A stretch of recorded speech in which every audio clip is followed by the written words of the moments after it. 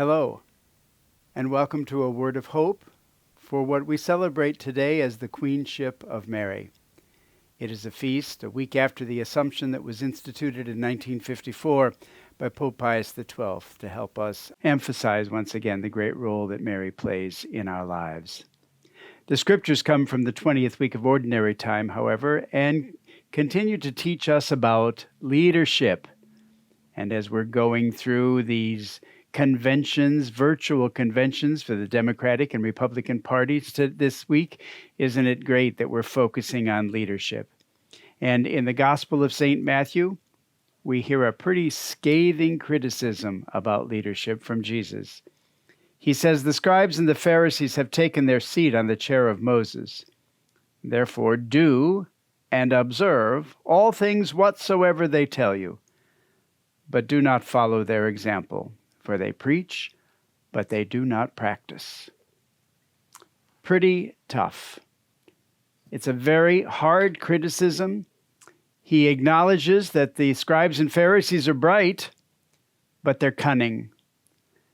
And they look out for their own interests more than for the interests of the people they were called to serve.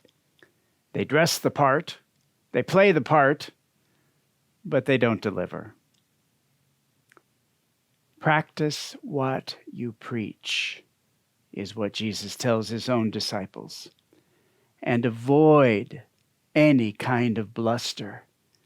Make sure you are men and women of authenticity, that you avoid self-referentiality, that you avoid doting on your own ego, that you avoid the arrogance that comes with narcissism. And then ends with that famous line, "The greatest among you must be servant of all." Servant leadership. That's what we need today, my friends. Servant leadership, not arrogant leadership, not proud leadership. We need servant leadership. That's what Jesus was talking about. That's what Jesus himself and who Jesus was. That's what you and I are called to be. Servant leaders. Let us look for that in our elected officials. Let us look for that in ourselves and commit to it. May we practice what we preach. May we practice what we pray. God bless you.